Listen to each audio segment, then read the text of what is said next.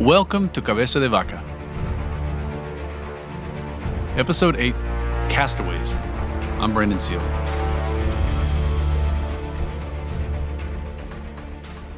By the time they reached Galveston Island in November of 1528, the surviving members of the Pánfilo de Narváez expedition no longer harbored any pretensions to being conquistadors. Even calling them expeditionaries seems a bit generous, given that they didn't know where they were or where they were trying to go. The Narváez expeditionaries were, most properly speaking, mere castaways by this point, shipwreck survivors barely holding on to life on a Gulf Coast barrier island somewhere near modern-day Galveston, Texas. Indeed, Cabeza de Vaca would title the second edition of his account Naufragios, a term that we can translate literally as shipwrecks, but that more broadly also means calamities or misfortunes. Because that is what Cabeza de Vaca's fellow castaways had mostly suffered since they had landed in North America. After having traipsed through a large swath of the Florida Peninsula and lost communication with their ships, the Narváez expeditionaries had been forced to venture back into the Gulf of Mexico on 5 dubious watercraft of their own construction. After a few weeks of drifting west along the northern Gulf Rim, the Mississippi River scattered the flotilla and eventually tossed Cabeza de Vaca's raft onto Galveston Island, or perhaps nearby Follett Island, but we'll stick with Galveston for convenience. There on Galveston Island, the expeditionaries had been discovered by 100 or so natives, Cavoques, they called themselves in their own language, who were so moved by the old worlders' pitiful condition that they actually cried when they saw them. They had mercy on them, and actually physically carried the exhausted expeditionaries on their backs to their village on the other side of the island, where they feted the 40 or so survivors with food, fires, and a blowout party. All but 5 of the expeditionaries, that is. 5 of them remained convinced that the Cavoque's plan was to sacrifice them, and so they'd stayed back on the beach alone. None of the expeditionaries were sacrificed, however. In addition to food and shelter, the expeditionaries who had gone to the Cavoque village were given yet another gift. That next morning, Cabeza de Vaca noticed one of the villagers wearing some sort of European-made trinket around his neck. He and his men had lost everything when their raft had overturned in the shallow surf, including their clothes even, which meant that the trinket couldn't have come from his naked and impoverished crew. So he asked the native villager, by signs, where he had gotten his little piece of adornment from. The Cavoque responded, also by signs, that there were others on the island, quote, other men like us, end quote. Shocked, Cabeza de Vaca immediately dispatched 2 of his men to go find out who the other, quote, men like us on Galveston Island were. And soon enough, they ran into 48 or so of their fellow expeditionaries, who had also come out looking for Cabeza de Vaca.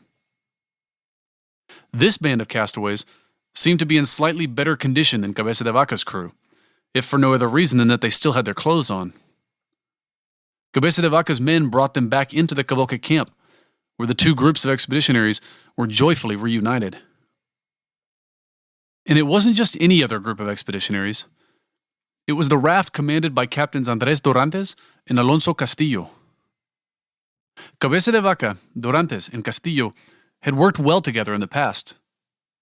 Cabeza de Vaca and Castillo had actually twice co-commanded scouting expeditions back in Florida, with Dorantes along for one of those as well.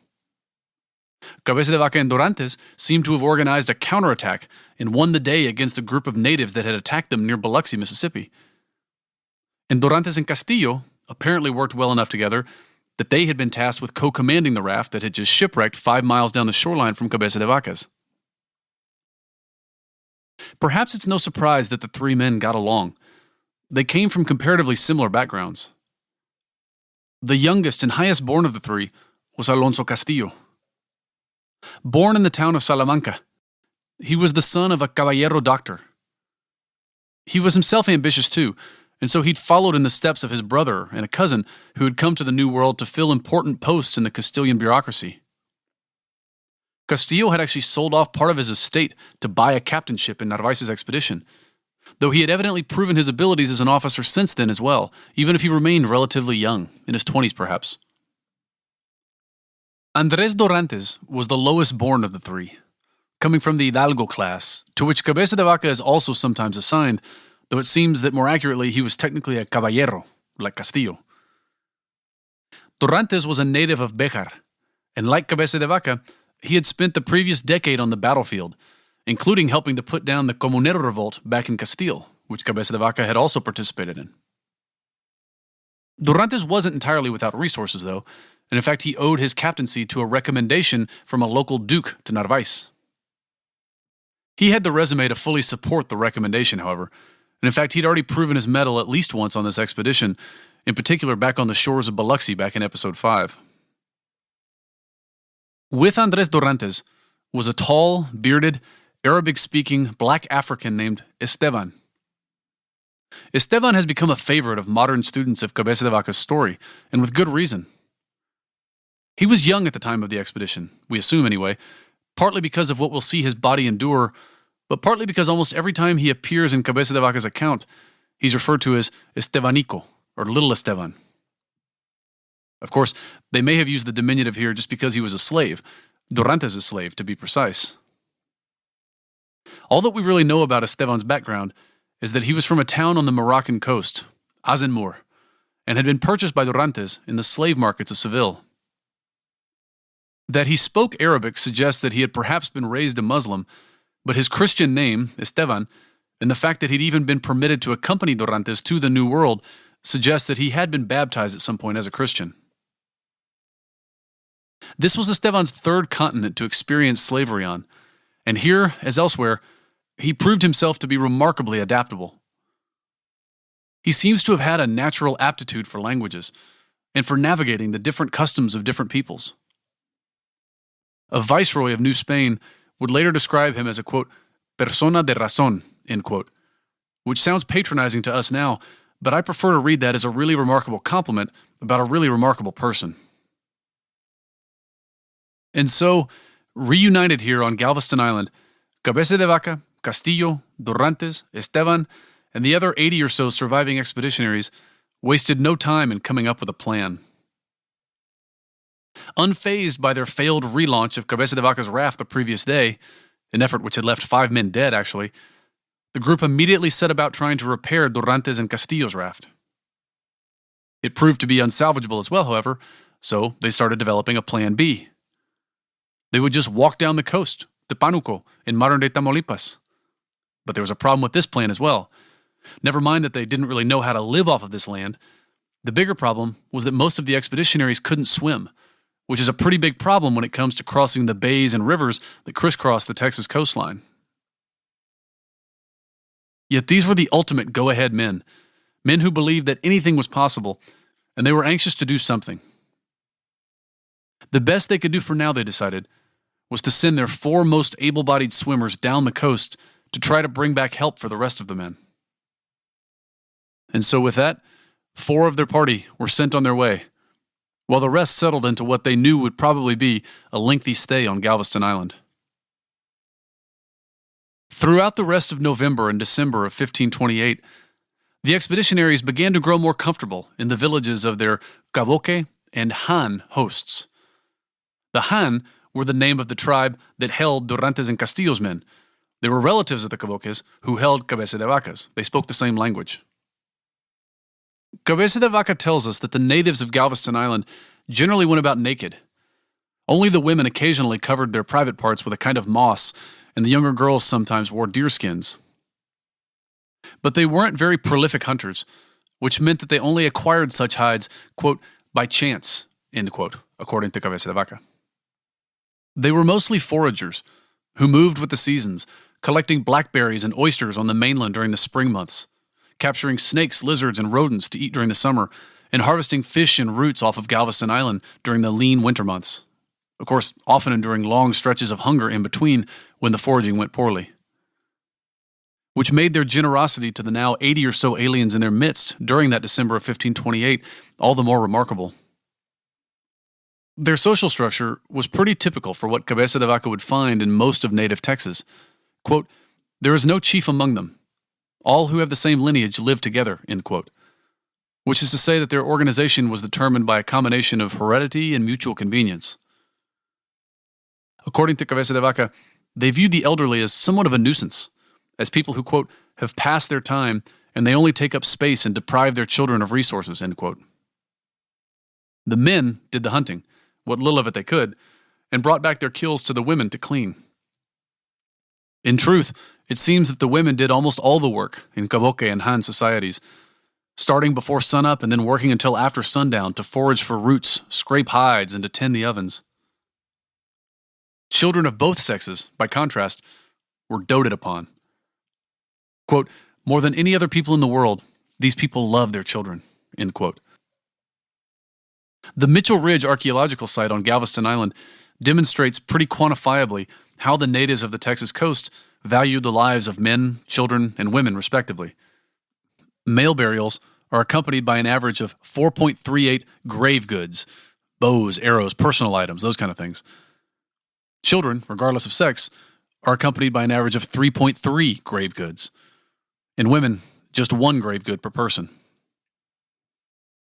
But in these tribes, as elsewhere, there was another kind of person. Medicine men, or shamans, held a sort of unique status apart from the traditional structure of the tribe. They were exempt from most work, and they were allowed to take multiple wives. They were typically burned at their deaths instead of buried.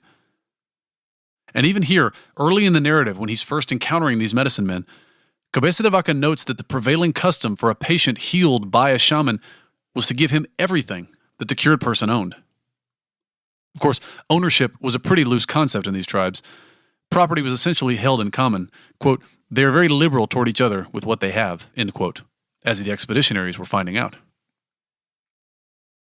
Yet as November turned to December, and December to January 1529, in what was apparently a remarkably cold year, Galveston Island struggled to support the burden of the 80 or so additional mouths that had landed on her shores. Soon, the roots and fish began to give out. And worse, the castaways, because of their lack of familiarity with the land, were nearly useless. They didn't know how to grub roots or catch fish, so they were more of a burden than a blessing to the small tribes that were keeping them alive.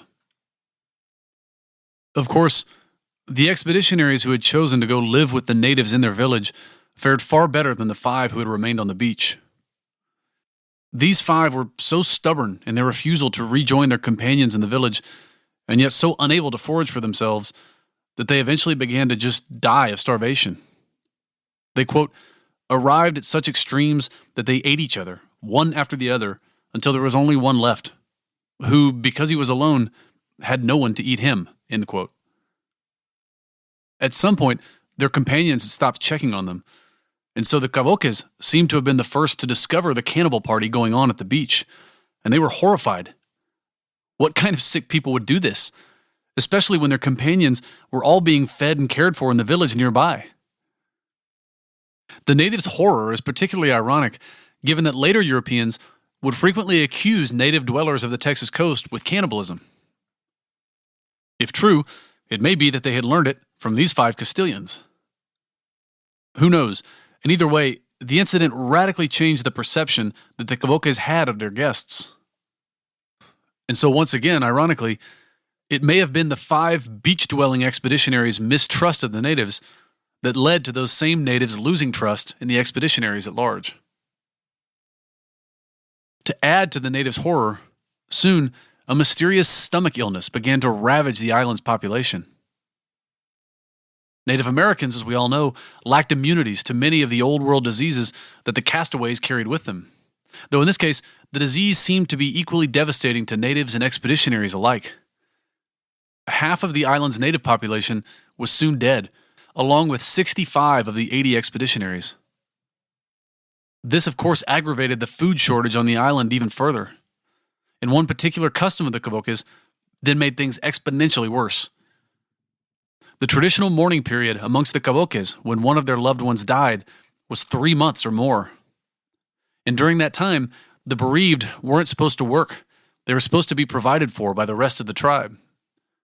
But since there was no family unaffected by this epidemic, there was no one left to work or to bring food to the grieving survivors, much less the expeditionaries.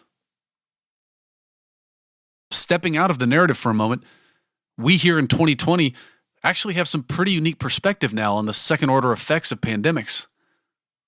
What I mean is that obviously there are deaths in these kind of situations, but in some way, death is simple and straightforward. It's the larger effects on society and on the ability of the afflicted community to continue generating resources that you really don't appreciate until you've lived through it. Of course, perspective is important here.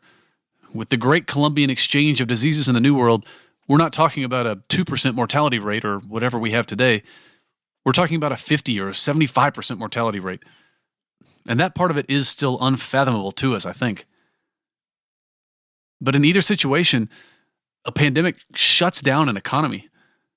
And when your economy is based on subsistence foraging, a few days of not working is devastating. Not to mention the emotional effects of separation, something I never would have thought about. But what does the tragedy of not being able to share your loved one's last moments do to a society's belief system, to their morality, to their religion? Especially in these small native bands along the Texas coast, being cut off from this community would be a fate worse than death for some. And naturally, when this kind of apocalyptic tragedy visits a society, the blame game follows soon thereafter. And it didn't take long for the Cavoques to make the connection between the strangers in their midst and the disease that had arrived at about the same time they had. And so they concluded, perhaps correctly, that the expeditionaries were the ones causing the illness and death. And they came to a further, relatively logical conclusion to fix the problem. Quote, they agreed among themselves to kill those of us who remained, end quote. Which by this point numbered only about 15 expeditionaries, including Cabeza de Vaca, Castillo, Dorantes, Estevan, and Lope de Oviedo, that hardiest member of Cabeza de Vaca's crew. Cabeza de Vaca got wind of this plot from the Indian who was, quote, keeping him, end quote. And already you can see in that language a sort of shift in the expeditionary's status from honored guests to dependents of the Cavoques. Cabeza de Vaca's keeper, we won't call him a master yet, was the one who actually most ardently defended the expeditionaries, pointing out to his fellow tribesmen that the disease was actually taking an even greater toll on the expeditionaries.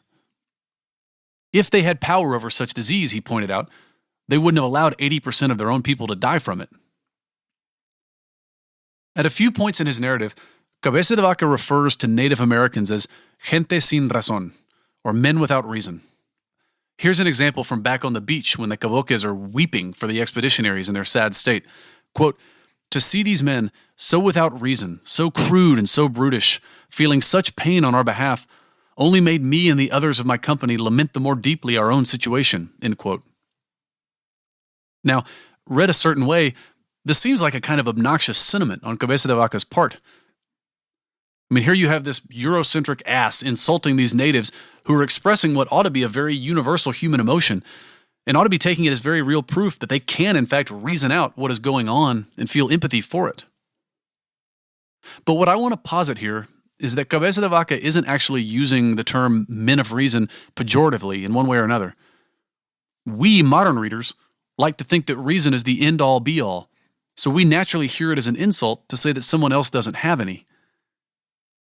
But in a way, that's the ultimate form of Eurocentrism, to judge everyone's intellectual abilities by how we in particular think about things. And I don't think that's what Cabeza de Vaca is doing. Because he definitely doesn't believe that Native Americans can't think. Right after he uses the phrase gente sin razón, in fact, he shows the Cavoques debating amongst themselves, reasoning through, as it were, the question of whether the expeditionaries were to blame or not for the stomach disease running rampant through their camp. What becomes clear, however, is that the Cavoques reason differently. To determine whether they should kill the expeditionaries or not, they decide to put them to their own kind of test. They tell the expeditionaries to go cure the disease which they were pretty sure they had caused. Which, to be honest, too, isn't an entirely irrational thought. You break it, you buy it. Or maybe it was the case that since the expeditionaries weren't doing any real work around the village, kind of like their medicine men, they figured they might as well see if they could at least heal like medicine men as well. Either way, the challenge remained. Go fix this disease which you've caused. They told the expeditionaries to go lay hands on the sick, to blow on them, to rub rocks on them or whatever, but just fix this damage that you've caused. This, of course, struck the expeditionaries as ridiculous. Quote, we laughed at this, saying that it must be a joke and that we didn't know how to heal people, end quote. repeating that they didn't really have this power and that, frankly, rubbing rocks on people isn't the way that people get cured anyway. In response, a Cavoque threw a bit of European-style reasoning right back at Cabeza de Vaca. Quote, "Then, an Indian told me that I didn't know what I was saying when I told him that the things he knew were wrong. Because the stones and other things that grow in the field have their own medicine, and that he, simply by passing a hot stone over the stomach of a sick person, could ease their pain and cure them, and that we as men certainly had more medicine and more power than these stones." End quote. Are you saying you're less capable than a rock, Cabeza de Vaca? What I love about this episode is the juxtaposition. It's the immediate contrast. It's right after Cabeza de Vaca describes the natives as, quote, gente sin razón, men without reason. A Cavoque turns it around on him and begins questioning Cabeza de Vaca's reason. And Cabeza de Vaca takes it to heart. It's why, presumably, he includes this episode in his narrative. Because it reminded him of his need to remain open to new things to survive in this new world. Maybe he was always wired this way, or maybe just his state of extreme nakedness and vulnerability made him so here. But from this point forward in the narrative, he will certainly act like he believes that every native he meets can teach him something, no matter how primitive they seem, and no matter how different the world they come from. And by the way, just to hit this point on the nose, there's a direct analog for us in the present here as well. How different is it to believe that you can't learn anything from a bunch of backward hunter-gatherers than it is to believe that we can't learn something from historical figures just because the great moral causes of their day aren't the same as the great moral causes of ours. And so, returning to the healing challenge, Cabeza de Vaca once again embraced his nakedness and decided to be open-minded, to try his hand as a Native American medicine man. First, he asked the Cavoques to teach him what their medicine men did to heal. They told him how they passed their hands over the patient's body, how they blew on the aching joints softly. They showed him how to make a few cuts on the skin near where the pain was located, and then to suck the pain out through the incisions. And lastly, they taught him to cauterize the wound with fire, something that Cabeza de Vaca found novel and effective. And so then, Cabeza de Vaca turned to his first patient and imitated these techniques as best he could, but he also added a touch of his own. And interestingly, it isn't some piece of reason that he pulls out of his quiver here. The detail he adds is an element of his own faith. Quote, "The manner in which we cured was to make the sign of the cross and blow on the patient, and to pray an Our Father and a Hail Mary, and to beseech as best we could to our Lord God that he give him health and inspire our host to treat us well." End quote. And to the astonishment of all, not least to Cabeza de Vaca and his companions, it worked. Quote, "Our Lord God in his mercy willed that all those for whom we had prayed and made the sign of the cross over told the others that they were now healthy and well." End quote. The illness sweeping through the Cavoque village seemed to abate. The surviving expeditionaries, maybe just 15 or so by now, were celebrated for their deeds and given extra food and hides, for a few days anyway. Because once again, the general scarcity of resources, and now of people, meant that both the Cavoques and the expeditionaries were soon starving again. It's a bit puzzling to some readers of Cabeza de Vaca's account why he and his companions didn't continue their faith healing, given how amply it was rewarded. Because of this, some actually think that Cabeza de Vaca is projecting this episode back in time anachronistically, that his faith healing didn't actually start in earnest until much later on. But there's another explanation that could work here too. It's that the expeditionaries took their faith healing seriously. They weren't certain it would always work, and they didn't want to test it. Because it's high stakes. Think about the downside. What happens if it turns out that they couldn't heal someone? What value would their lives have had then? At the end of March of 1529, the now decimated Cavoque and Han tribes announced their intention to cross back over to the Texas mainland as a part of their normal seasonal migrations. The surviving 15 expeditionaries were now faced with a decision, however. They knew that they were pretty useless hands amongst these tribes, and would be even more so in the new terrain of the mainland, where they'd have to start from scratch and learning how to forage. More than likely, They would all be reduced to hauling firewood on their sunburned backs or digging for roots until their fingers bled, then hanging around the edges of camp like dogs in hope of scraps. And so, the survivors resolved to leave, to make their way toward the new Spanish settlement on the Rio Pánuco, near modern-day Tampico, wherever that might be. All but 3 of them, that is. Cabeza de Vaca, Lope de Oviedo, and the expedition's notary were so sick that they were barely conscious by this point. The physicians, it seems, were unable to heal themselves. Quote, "If there was anything left that could have given me hope, that illness was enough to take it from me," end quote, Cabeza de Vaca later confessed. He was on death's door, and he knew it, and he was in no condition to travel the many miles that lay between them and the Rio Pánuco. Or maybe he finally had just been broken by the whole experience. Quote, "It seemed to me impossible at times to continue on, though I would find myself in much greater hunger and necessity later on," end quote. Which seems to be a way of saying that if he had known what still awaited him, he might not have bothered to hold on to life. On the next episode of Cabeza de Vaca.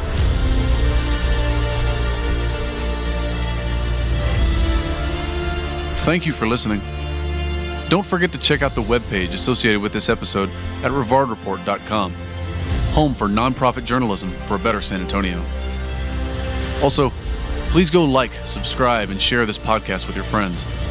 We're telling old stories in new ways here, but a story's power comes from its being shared with others. Editing for this episode was performed by Susana Canseco, sound engineering by Stephen Bennett. The music for this series is entitled Apache, is composed by Kevin Graham and available on Soundstripe.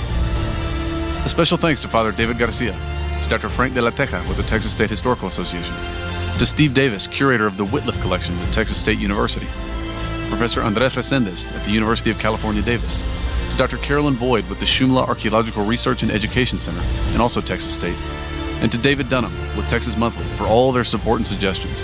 You'll hear more about them throughout this season. And for more information about the sources we've used in this series, as well as about us generally, check out our website at www.brandonseale.com.